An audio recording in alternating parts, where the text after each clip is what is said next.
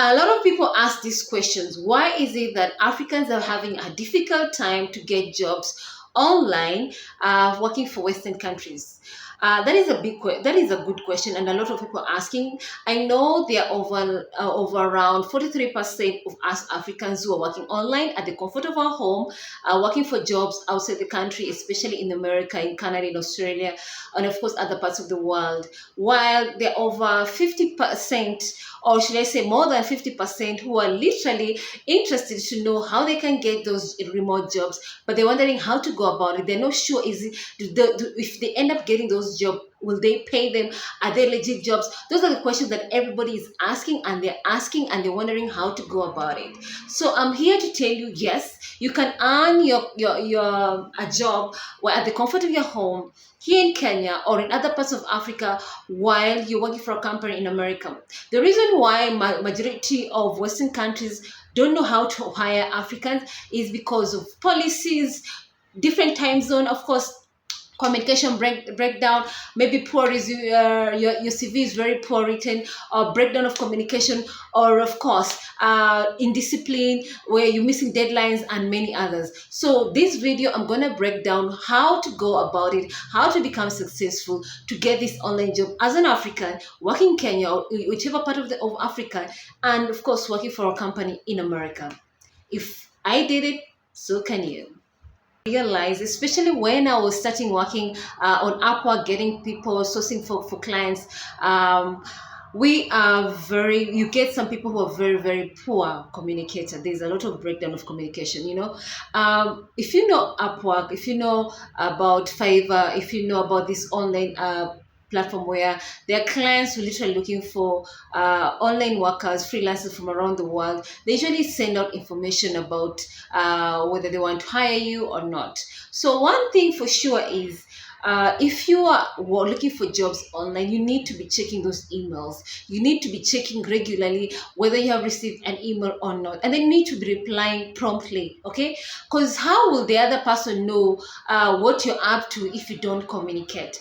How will the other person know whether you're doing a good job if you don't write down exactly what you're doing? How will the other person know if you have any problems if you don't write down exactly what's going on? Because at the end of the day, you're working on two different time zones. You're in Africa, the company is in America. When America is awake, Africa is asleep. When Africa is asleep, America is awake. That's basically two different time zones. When your friends are busy, maybe sleeping, you as an African or as a Kenya or whichever part of the world you're in Africa, you're working at night while your friends are sleeping, because you're working for a company in America, or you're working for a company in Canada, or you're working for a company in Australia, or in New Zealand, because of the two different time zones. That's the reason why you get companies who are telling you, by the way, you're working on American time zone. So are you comfortable with that? If you're not comfortable with that, please tell us in advance so that we know whether we are going to choose you or we look for alternative person to hire. That's basically it is, And a lot of people, unfortunately, when they get those offers, sometimes people decide, what, maybe they're not okay with working on those two different time zones because of family constraint, or maybe because of the packed schedule, or maybe they're just not interested in the job, maybe the pay is too low. And if you get such cases, and that's the reason why some Western countries, they're wondering, they usually feel like not comfortable hiring African remote workers. That's one of the reasons. Also, another reason is, all right, the second reason why some Western countries are very, very scared to hire Africans, or they don't know how to go about it. Simple. We do not know how to write our CV, or should I say our resume. If you go on Upwork.com or Fiverr.com, when you're looking for those freelancers, and the reason why I'm mentioning these two, because they're the biggest freelancer online, where they are operating, or they're offering opportunities for freelancers all over the world, especially in Africa. You're being given an equal opportunity as other freelancers across the world. Although I know for a first-hand experience, some freelancer, or should I say someone hiring people prefer to work with people from other countries and not African freelancers. And that is, I speak of as from my experience, because I remember I got for a client who wanted to hire, and I remember I was asking for an opportunity, and this client just told me straight up, I'm not comfortable hiring someone from Africa now. And I asked, why is that? And then this person was like, you know what, unfortunately,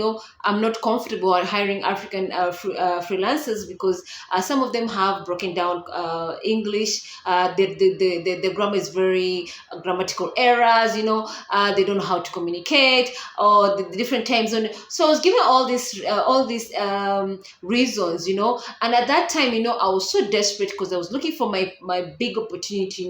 I don't know if you understand this situation where you're looking for that, that dollar, so that you're able to pay your bills, you're able to pay your rent, and you're coming across this job that for sure you can do your best, you can deliver. But now this client is telling you, unfortunately, because you're from a third world country, you're from Africa, I cannot hire you because of these biases I have against you. So I really, really felt bad. I really felt pain. By the way, let me not lie, I really felt pain, and I remember crying at that time, and it was very, very painful. But then those are just challenges of part and parcel of working in the remote world, especially if you're an African. And then I was like, you know what, I got this. I have to push myself. I have to put myself out there. And of course, I didn't give up. And of course, I put myself out there. But for those who are out there, please, this is just me trying to show you exactly the challenges that people go out there, Anyway, so if you look at those profile, you see somebody really wants to get those opportunity. But if you look at their CV, or should I say their resume, which they have put on those profile, on those app, that is on Upwork.com, on Fiverr.com, and of course other platform, you're seeing their CV, or should I say the profile, it's not well written. It's not well documented, the types of skill they have. Someone has written like 5 sentences and they expect to get hired. Of course, my friend, that is impossible. Somebody has written like a general cover letter, and they have not broken down exactly the skills they have, and they expect to be hired. Of course, no. Remember, when you put down all this information, you are competing against thousands and thousands of other freelancers from across the world. You have seen a job. Not only you who have seen that job, there are over 100 or 1,000 of people who have also seen the same job. So you're competing against that same pool. That's the reason why you're being told you have to document your skills on your profile, so that when a client wants to hire you, when they go through that profile, they see exactly what you're offering. They see the skills that you're offering. Then they know exactly how to choose, whether to choose you or not, whether to communicate with you or not.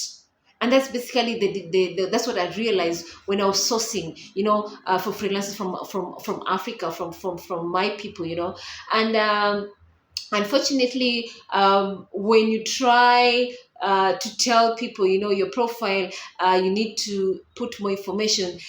Some people ignore you. Some people end up, blocking you. Some people end up, maybe giving you an attitude. And that's another thing you need to understand, that when you're online, this is your job. This is like, just put yourself working in an office where you're talking to your boss, and your boss is asking you questions. And of course, you have to give your boss answers. So basically, when you're online, writing those profile of yours, picture yourself in that situation where a client is going online, reading your profile, and they're wondering exactly what you're offering. They don't know you. The only way to know you is by reading your profile. That's basically it. So if you're online and you're wondering why you're not getting those jobs, please check your profile, your online profile. Ask yourself, how are my competitors' profile look like? All right. If you're looking at your competitors' profile, the way they have break down their skills, copy that and look at yours, and then implement that. Then personalize it to your skills that you have. Then write down your profile properly. And by the way, if you don't know how to go about this, you can also go and ask ChatGPT. Yes, ChatGPT is your friend. Go in there, ask ChatGPT to write for you a profile that for certain skills that you're in. For example, I can ask ChatGPT to write for me a profile that will help me land a writing job on Upwork, that showcase that I have good communication skills, that I have copywriting skills, and of course, ChatGPT will write for you examples of CVs, and then now your work is to go through those CV and choose the best. Then once you've chosen the best of those profile, then now you go on Upwork and upload that profile. Of course, you customize it according to the skills that you have. Don't forget that. Then the other thing that I've realized that we as African, why we end up missing those opportunities, why the Western countries wondering how they can hire Africans, freelancers, is also they don't know how to hire us. Africa has 54 countries, and of course, remember their policies. For example, for the longest time, when you're in Africa, you wanted to receive money from maybe from America or maybe other parts of the world, first world country. There's some policies where they say they don't allow that because you're from a third world country. They're afraid, they're afraid that there's going to be fraud or scammers, and they're wondering, okay, is this money legit or not? That's another reason why some organizations don't want to hire Africans freelancers, because of that, the policies, especially from the first world country. They have set up some policies where it has made it so difficult for African remote workers to get jobs in the first world countries as a result of that, especially when it comes to payment.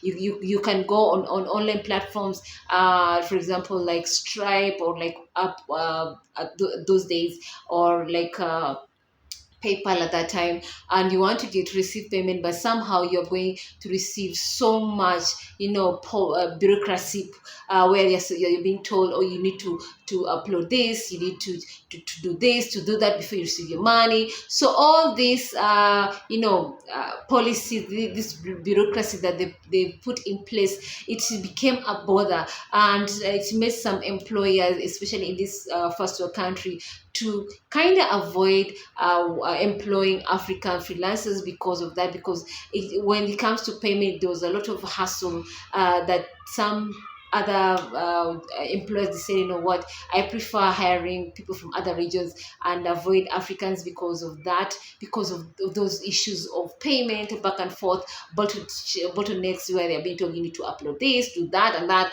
and at the end of the day it becomes a lot of headache for both the freelancing African and also the hiring of a company, whether it's in America or New Zealand or Canada, or of course those first world countries.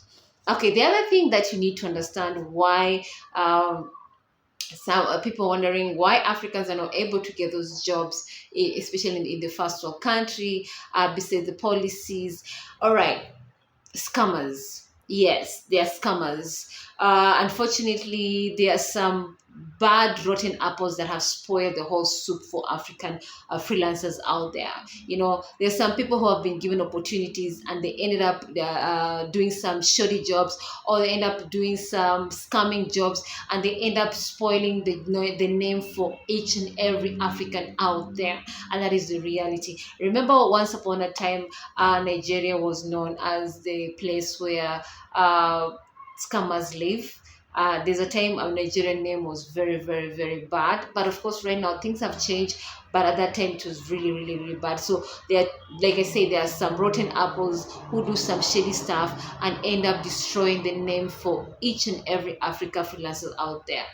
And yes, that's the reason why I'm saying there are some companies in the first world country, they avoid completely Africans. They're like, you know what, I don't want to deal with the whole headache of trying to understand who is legit, who's not legit, who's a scammer or not, because of that. So I prefer just avoid the whole region and just hire people from other parts of the world.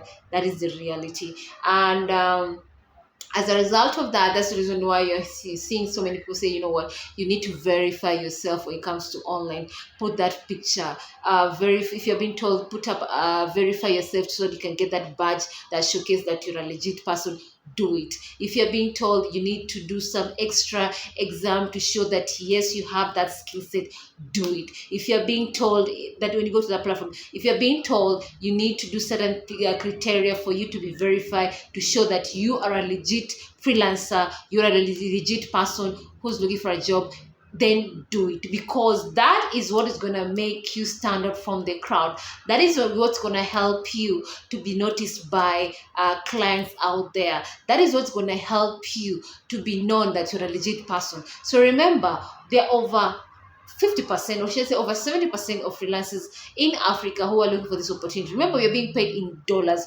So when you convert that into a local currency, it's a lot of money. If you end up getting paid like $20, or should I say that is per gig, or maybe you end up getting a job that is paying you per month like $1,000 or $2,000 per month, that is a good amount of money, especially for us who are living in Africa. So you convert that into a local currency, that is good amount of money, and it can help you pay your bills, can help you sustain yourself, and of course end up building your life.